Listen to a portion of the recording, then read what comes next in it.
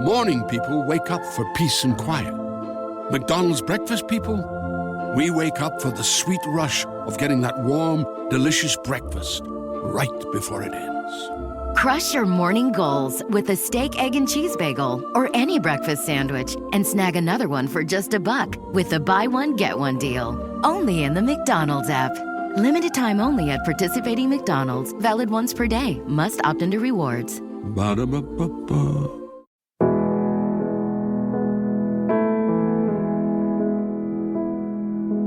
Deconstructed these walls and I found Welcome to the Deconstructionist Podcast. I'm your host, John Williamson, and welcome back for part 2 of my conversation with Dr. Dominic Crossan. If you haven't heard part 1 yet, hit pause, go back to last week, and listen to part 1. If you've already listened to it, then welcome back for the conclusion of my conversation with Dr. Crossan on his brand new book, Paul the Pharisee, A Vision Beyond the Violence of Civilization.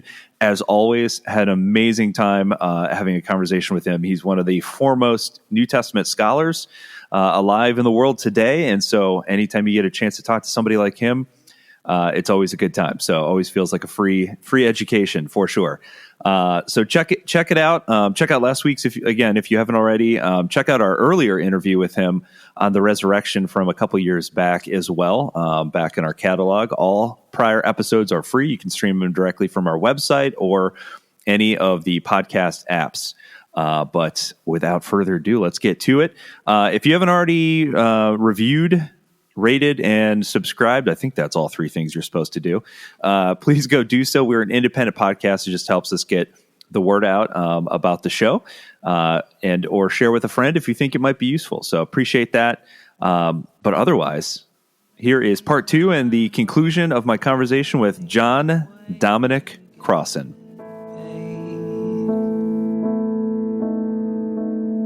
We built a church on certainty that fears every... That's incredible. It makes me think back to the creation story and just how the authors of Genesis tried to distance themselves from other religions in the respect that, even creation was came about as a result of, this very peaceful, and then it was good instead of warring and battling and killing.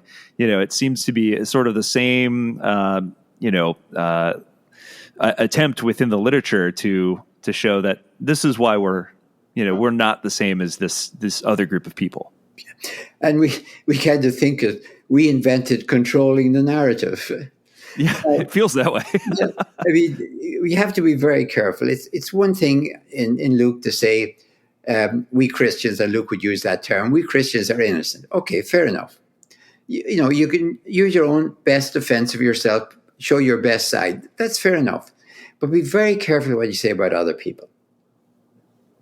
I'll give you an example. There's that famous scene of Paul escaping from Damascus, over the wall. We were in Damascus, Sarah and I, in 2010, about the last summer you could get in there without a flak jacket. And they'll show you the gate. They'll show you the place where Paul came out over the wall, the Bab Kisan. So we have this story. Now, Paul says, they had to let me out over the gate because the Nabateans were guarding the gate to arrest me. That makes absolute good sense. The year is probably 36, and Aretas IV, king of the Nabateans, is pushing north, and Paul's in trouble. Okay, fair enough. Now look how Luke has the same story. So Luke knows stuff. He knows that story. Paul has it in 2 Corinthians, and Luke has it, of course, in the Acts. And he says, the Jews were guarding the gate to kill me, to kill Paul, sorry. Now, okay, I don't think that's true. I don't think the Jews in the first century guarded the gates of an Arab city, or that the Romans, who had their own idea about monopolizing executions, would let them execute him. Now, a lynch mob might happen, but if you plan to execute him, you better make certain the Romans weren't around and get it done very quietly. So anyway, I look at those 2 stories, and I will say of the first one, I think that's right. The Nabateans in 36, that makes sense to me. That's why he's up there. He's already fighting in Philip's territory, so Aretas IV is taking over the north side or the east side of the Jordan. Okay, that all makes good historical sense. The Jews, no. That's part of Luke's, what term do I say? I'm going to say it's libel. That the only problems are Jews rioting. Now, Paul may bring on some riots for all I know. I mean, I think that's probably true. But, that if I was a Roman looking at this, I would be trying to say, well, my city was peaceful. Jews have been living there for centuries. They weren't rioting. All of a sudden, this guy, Paul, was in there, and we start having riots. Who do I think is guilty? I'm going to go for Paul. I'm not going to say, well, they shouldn't have rioted. They should have let freedom of speech. No. So this perfect storm of innocence, as I call it, is not the way Rome sees it. It may be fair enough from your point of view. You're not using violence. But Rome crucified Jesus. Rome didn't crucify, executed Paul. We don't know how, but he executed Paul. So yeah, Rome got the message. These people are not violent revolutionaries. We crucify a lot more of them. But they are non-violent resistors. They're what you and I might call activists. Rome allowed talk. It didn't allow violence. Activists were in the middle. And Rome's solution to an activist was you crucify the leader. If there's a movement and it's not violent, then what you do is you crucify the leader and that'll finish them. Yeah. And if they're still at it, then you crucify the next leader. You don't waste crucifixion on nonviolent resistance. You just go for the leader. And that was Roman policy. Yeah, and I think that's something you mentioned in, I believe in your last book, but that's what's so curious about the movement of Christianity is the fact that, typically that would end it right there, this movement, or the next person would step up, which is typically would have been in this case James, but that's not what happened either. So it kind of bucks against tradition here in many ways. When you read, and we should read, I mentioned Josephus's account at the end of the 90s and Tacitus in the 110s or so, at the beginning of the 2nd century. Both of them have to explain there was this Christ, he started a movement over there, we executed him, then they have to explain, well, why are they still around? You guys know that the point of an execution of a leader is that finishes the movement. Josephus, who's kind of delicate, shall I say, or prudent, says, well, those who followed him still loved him. Okay. And Tacitus, who cannot write without a sneer on his pen, shall we say, says, well, it was a disease, and disease spreads. And so it comes to Rome where everything rotten arrives eventually. Okay, Tacitus, but you have to admit, it didn't stop, it spread, and is now in Rome. So yes, that's what you have to really explain, that despite executing the leader, and Paul is terribly important in this, because Paul writes. Yeah. Paul gets the stuff in print in the 50s. And once it gets in print, unless you get rid of it, burn the books, then he's going to be there. Yeah, so you've talked about obviously some of the complications with understanding who Paul truly was and what lens to kind of see him through, because I think it's safe to say that modern days people either love Paul or they can't stand Paul. It's kind of there's no middle ground there. Yeah. And so, obviously we've discussed some of the issues with some of the perhaps creative writing, some of the letters that may not have been authored by him. Talk about like some of the other issue too, obviously would be, specific to the letters that were written. It would be sort of almost like only seeing one side of an email, and so there's some complications with that as well. And talk about that a little bit. Yeah, I would say apart from everything else, that's the hardest thing about Paul. We're reading a letter, and what you've just said, we're reading somebody else's mail. Now, the Corinthians know exactly what's going on. That's why he has to keep writing letters to them. They know exactly what he's saying and they don't like it. We have to turn the letter into a story, which means we have to imagine if Paul said this, they must have said that. And that's very delicate stuff, because maybe Paul's coming on much harder than what they said, or much gentler. But that's what you have to do. It's if you picked up a letter, an ancient letter. Some time ago, I was given a gift of a Bible, one of those huge family Bibles from 1880, and there was a letter inside it. And I'm trying to read the letter and understand it. It's not a commentary on the Bible. It's just a chat about somebody. I can't say this is really stupid. It's not stupid. I can't understand it because I'm reading somebody else's mail. Let's say it's said, let's suppose I'm making this up. Dear Mary, John is home now. Okay, now I start making that into a story. Okay, so John was away. I don't know where he was. Was he in the hospital or just down, another country? And he's feeling much better. Okay, I'm getting more stuff. I'm making the story. So, yeah, I was not able to visit him at all when he was in prison. Ooh. So now the story is getting... But at the end, I may not know why he was in prison. And that's my problem. So let's admit that we're reading Paul's letters, and we have to try and make a story out of them, very delicately and carefully. But what we do have, because we've got the 7, and they're written in most cases to different people, except for to the Corinthians, we can kind of figure out what makes Paul tick. It's almost like, if somebody had never read anything or heard even anything that Martin Luther King wrote or said, they have a general idea of what makes them tick. And they have a general idea why somebody might have assassinated him. Now, in one sense, that's the most important thing about Paul. What's he really up to? What makes him tick? How does he generate all of this stuff? Even if he's just answering a small little question, he's doing it from his basic position.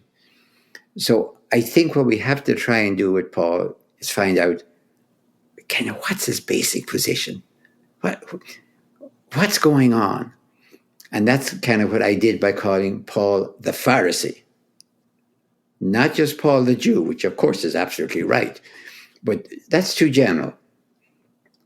He's a Pharisee. So it's by exploring what it means for Paul to be a Pharisee that I think you can get into the heart of Paul, that you can hear the heartbeat of Paul, as it were. Yeah, one of the, I think, more interesting parts of the book too is you talk about, you look at specific examples and how Paul would have viewed these issues as a way to kind of understand Paul a little bit better. And so you talk about sort of the references to ascension and resurrection and the difference between the two and how they may have been used or viewed in that time. So talk about that a little bit, because I think that was absolutely fascinating. And let me do what I always do. Whenever I start, today somebody mentioned resurrection, they might immediately say, "Well, I don't think it really happened." Or, wait a minute, now, could we hold everything for a moment? In the first century, in the year, let's put a year on the year 30, when any Jew used the term ascension, apotheosis if they're using Greek, or resurrection, which is a different word completely, anastasis, what did they mean by it? I don't ask if they believed in it or not, if they thought it was rubbish, but what did they mean by it? So let me be very, very clear. I consider these two powerful metaphors. And apotheosis or ascension was kind of the wallpaper of the Mediterranean world. Romans, Greeks, Jews believed, accepted it. I don't even know if it was faith so much as acceptance, that certain human beings were so important to the human race that on their death, they were taken up to the gods. They were taken up among the gods. They ascended to the gods. For example, Romulus, who had founded the Roman people, was taken up to the gods. He wasn't allowed. Now, if you said, but we found his body, we think we know where his body is, they'd have said, get a life. Get a life. We're talking about his spirit. And then if you said to them, yeah, but, was there a body involved? Otherwise, how would you know Romulus? They would have said, of course they had a body. But it was an appropriate body to their being. If you were reading Virgil and Aeneas went down to Hades and had a chat with his father Anchises, and you said, well, how did he recognize him? Again, the same answer, get a life. They'd have said, of course there was a body-like appearance. And if you said, well, could he shake hands with him? They probably would have said he could do whatever the gods wanted them to do. Anyway, so that was ascension. Now, here's the huge surprise. On Easter Sunday, let's go literally for the moment, I think the closest followers of Jesus had visions of. I think that's a fact, actually. Now, you can explain visions any way you want, but they're not hallucinations. Because you have a hallucination, you don't know you're having a hallucination. If you've seen that magnificent movie, The Beautiful Mind, he didn't know he was having a hallucination, neither did most of the audience until they sprung it on you. We were all taking it in. Yeah, he's working for the CIA. A vision, you've had a vision. That's the difference. I've had a vision. And you may want to do what the vision said, so visions are valid. They can be dated. They happen. And I'm convinced they happened, and I'm not surprised either, because they do happen. Now, how are you going to interpret the vision? That's interpretation. That's interpretation. I could interpret it as an ascension. Then Jesus is with God, just like those Romans claim for Augustus. Our Jesus is with God. Then you might say, well, so what? Well, then we should really do what he said. Okay, what did he say? That would be one whole way of inventing Christianity, to put it bluntly. Or you could say, well, he's with God, he's gone, so we can do whatever we want. The other totally different metaphor is resurrection. Resurrection is not the personal privilege of some very important person, a Jesus or an Augustus, who's done something of great importance for the human race. That's the job description for an ascension. This is a Pharisaic belief in the first century, and it is about cosmic justice. It's about justice for the whole human race, not just for me or you or Romulus or Jesus or Augustus or Elijah or anyone who in the tradition is taken up to God or the gods. So now, wait a minute.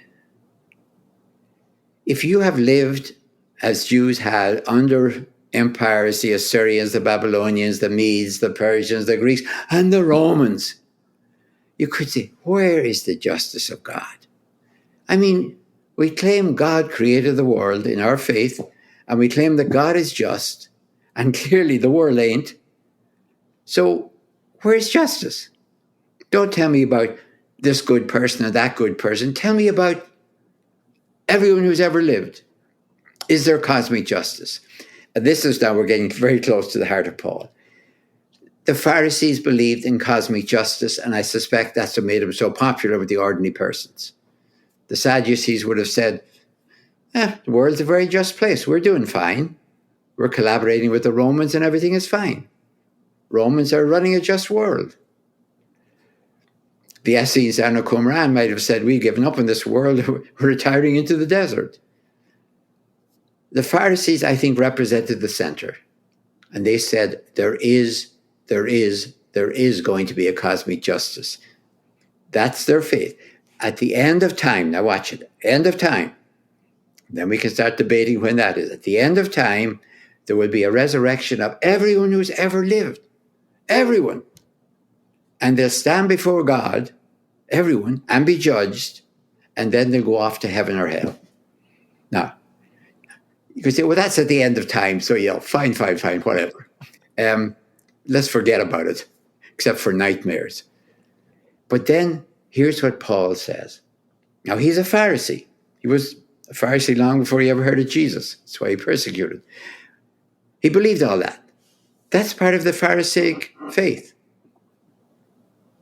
But now he's a messianic Christic Pharisee. I'm not saying Christian, I'm using the word Christique, because that means the same as messianic. They're just anglicized Hebrew, Aramaic, or anglicized Greek.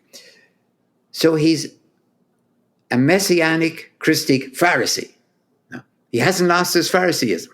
That's why my book is called Paul the Pharisee. He hasn't given up on the general resurrection. But he makes this startling claim in 1 Corinthians 15. It has begun already. What? The general resurrection at the end of time has begun with Jesus. Now, if I was a Pharisee, a fellow Pharisee, I always said, come on, Paul. There's no such thing as a resurrection of an individual. Resurrection is for everyone. Yeah, Paul would have said. I know that. But as he argues in 1 Corinthians, the general resurrection, which he calls anastasis nekron, that's plural. So resurrection of the dead ones. So that's the great big resurrection, has already begun with Jesus. Now, the proper answer to that is, what? So God's great cleanup of the world, God's justification of the world has already begun? Get with the program, says Paul. You might say, well, if we don't get with the program, will God still do it? Is God going to do it by God's own self? Paul would have said, no. You're called to do it with God. Now, Paul is talking good old classic theism. That's fine. I'm accepting that for the moment. You don't do it without God. You don't do it by yourself, Paul says. And the big thing, God's not going to do it for you. And that's simply good covenantal thinking, because covenant is always between two people. So Paul the Pharisee, the beating heart of Paul, is that the great justification of the world has already begun with Jesus. And if you say, well, what if we don't cooperate? Then Paul would have said, but if the resurrection has begun, then the judgment has begun, right, Paul? Then heaven and hell are kind of already operational and open for business right now. Now, when I hear Paul say that, and I watch the evening news, that's starting to make awful sense. So you mean either the world will be a just place, or we will destroy ourselves. So we can't say, well, it all depends on whether God will or will not punish us. Maybe there's forgiveness, maybe there's mercy, and we get away with it. But if we're operating under evolution, with or without theism, I don't want to argue that. It doesn't change anything. We do know that gravity works the same way for theists and atheists. And it also works the same way for somebody who couldn't care a hoot about either of them. Just try it anytime you want. Gravity is the glue of the universe, whether we like it or not. And if you want to think that God runs it personally for every single person and fine, but it's still there. So that's really getting very close to the heart of Paul, and why I insist on Paul the Pharisee.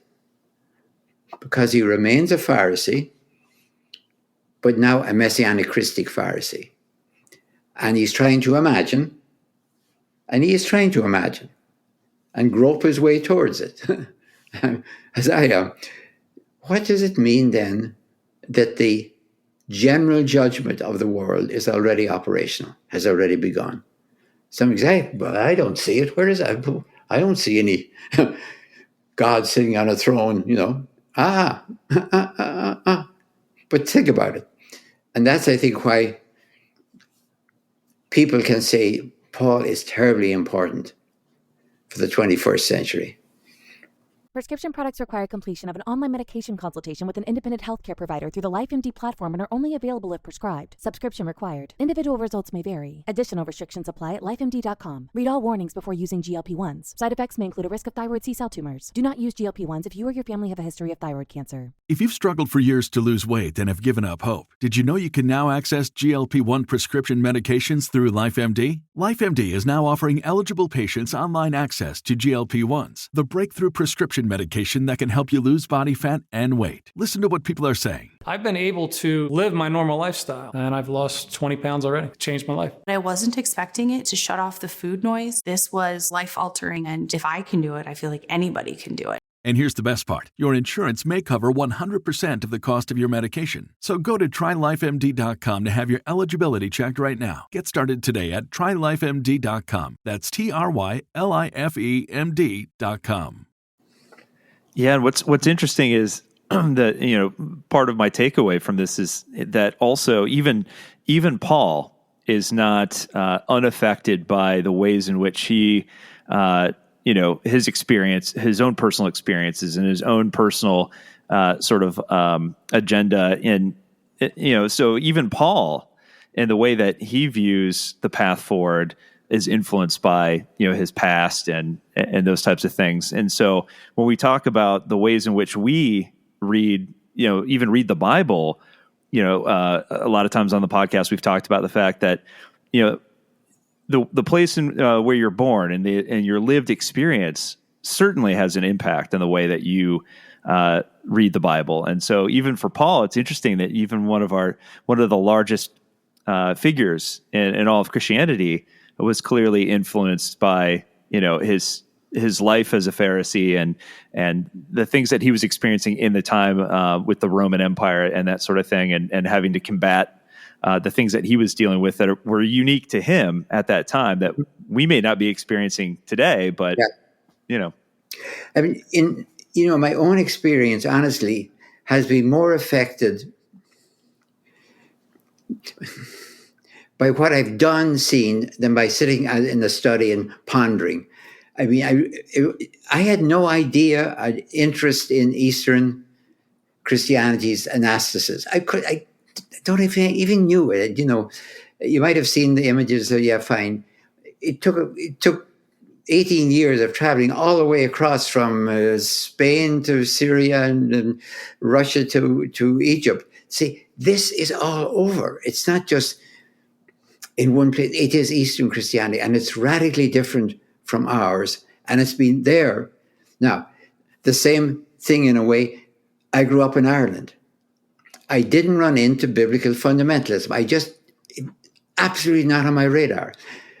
What ended my career as a monk and a priest was papal fundamentalism. In 1968, I went on television in Chicago, and I said basically that the Pope, John Paul II, was simply wrong, put it bluntly, about condoms. The encyclical Humanae Vitae had just come out in, I'm going to say July of 68. They asked me on television, the show, there was going to be a doctor on there as well, a medical doctor, and we were supposed to debate, and he was going to debate that rhythm was fine and the Pope was right, and I was going to say, with all due respect, the Pope was wrong. That did it. It had nothing to do with the Bible or anything else. The Cardinal Archbishop of Chicago said, give me 1 week why Crossan shouldn't be tossed out of the diocese. I wasn't, but that was simply the way things happened. But I left. I decided, okay, I escaped that one, but I'm out of here. So it was papal fundamentalism. I had to learn, when I came to this country, I was 17, I had to learn biblical fundamentalism. That's what some people take all of this stuff literally. And I'd had 5 years of a classical education from when I was 11 to when I was 16 in a classical boarding school. I had 5 years of Greek and 5 years of Latin. So I could Homer and all of that stuff in early. I don't want to let on I knew what was going on. I was just working on conjugations and trying to not get hit by the teacher. But when the time came and I read the Bible, I've heard this sort of stuff before. I've heard stories about gods and all the rest of it. I've read Homer, and when we read it, we weren't saying, we're taught by priests, but nobody said, don't you guys believe in this? No, we read about the gods stalking the plains of Troy, interfering on this side and the other side. We took it all like we took cowboy stories, I think, in the cinema. They had some relation to reality, but they were always good stories. Now, along comes a time when I start to read the Bible. There may be more important stories, but I never really had biblical fundamentalism I had to fight my way out of. And I recognize that can be terribly traumatic for people. I got out of papal fundamentalism without particularly being hurt.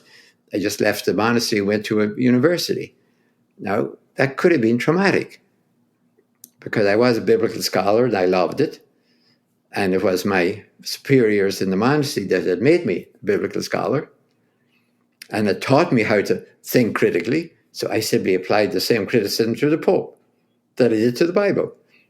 I read what the Pope said very carefully, but I don't believe it. It's wrong. That papal fundamentalism doesn't allow that anymore. Biblical.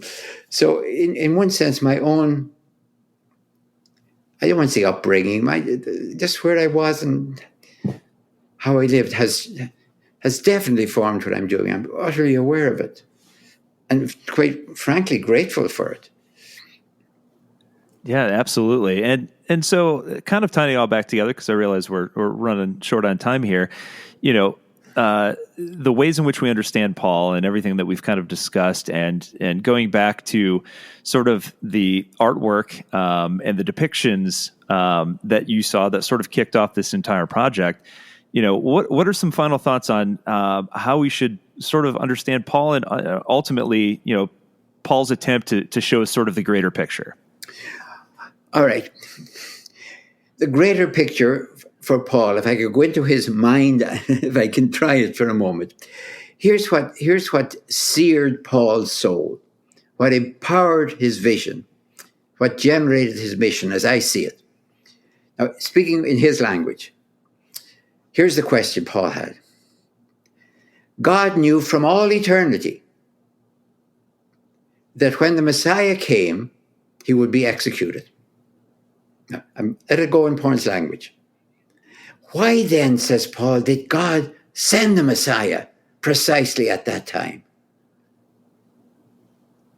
Now, that's never a question I asked, honestly. It's not a question, I don't think that way. But I'm convinced that when Paul talks about the mystery of God, the mystery that was hidden from all eternity, and the crucifixion of Jesus, which the leaders of this world, the archontes, would not have done, because otherwise the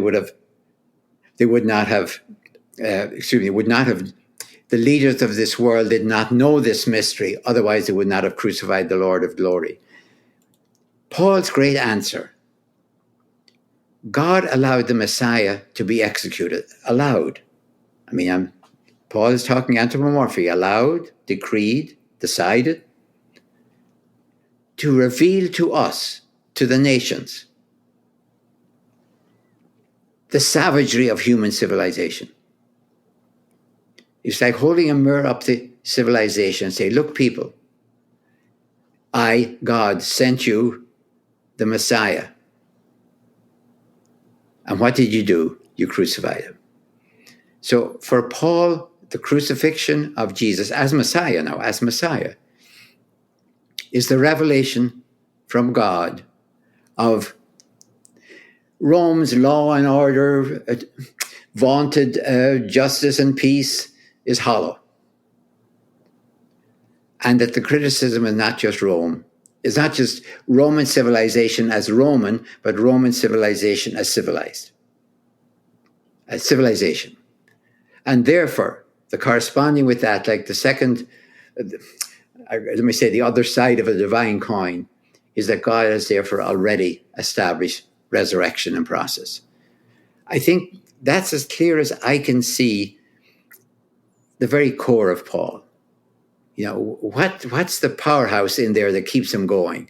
Writing letters, going. No matter what you say, he has some kind of an answer for you. I think that's what starts him off. He talks about from all eternity. That's his term.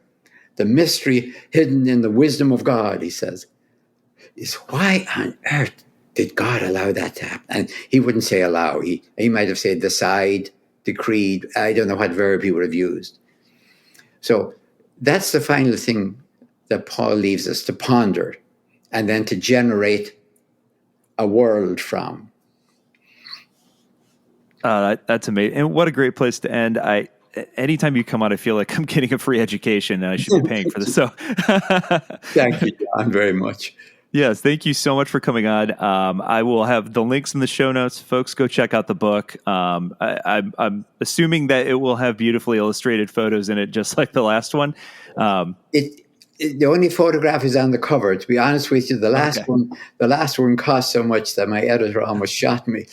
I will say this about people: the best way to read the last one is get an app on your computer, a Kindle app on your computer, and get the book and look at it on a computer, not on a cell phone, on a computer where you can blow it up and see the images as big as you want. Or the way Sarah and I did it when we were writing it, we connected our computers to a big television monitor and we could see it then, because otherwise there's these tiny little pictures. You know, we could blow them up this high. So I wouldn't try and get the book in any case, but it's so expensive it's out of print probably already. Kindle's still there. Yeah, go get the Kindle version then, because I've got the hardbound copy. The pictures in that are absolutely stunning, but obviously if you can get it to where you can expand the pictures, that's the way to go. So go out and grab the book, grab this one.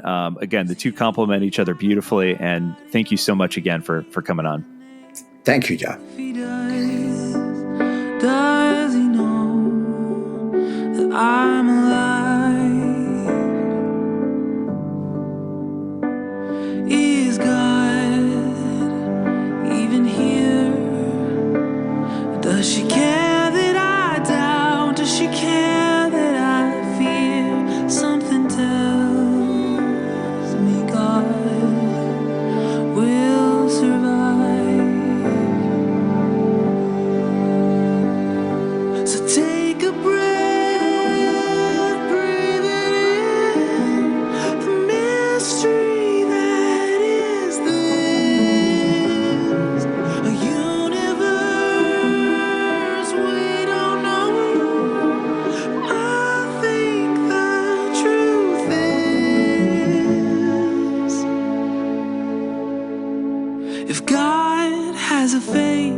His face must look like yours.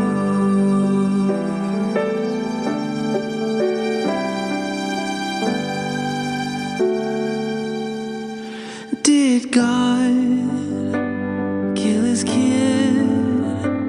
Did he have to have blood before he would forgive? Maybe we made a God that looks like us. Does God know my name? Is the ache in my soul just confined to my brain? Even so, does that mean it's not real? So take a breath.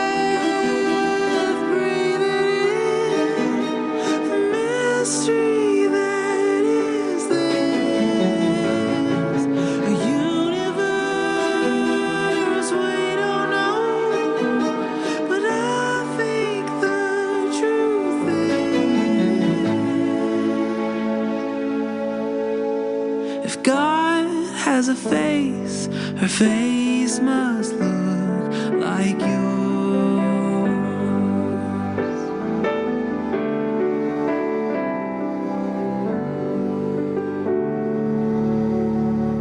A face like a Tina, an Ahmed or Mildred, a Russ Gus and his husband, Gus and their children, face like a Kim, a Ted or Tyrone, a Lucy born with an extra chromosome, a Pablo with legs he can't move by himself, a girl born a Daniel who now is Danielle, a Bill H. and Yee, even white guy's name Todd.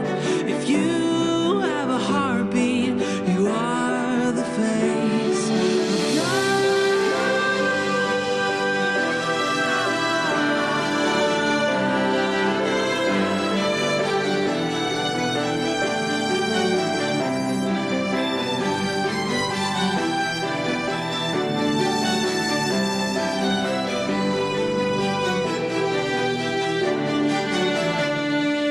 So take a breath, breathe it in, the mystery that is this universe. We don't know, but I think the truth is, if God has a face must look. If God has a face, his face must look. If God has a face, the face it must be yours.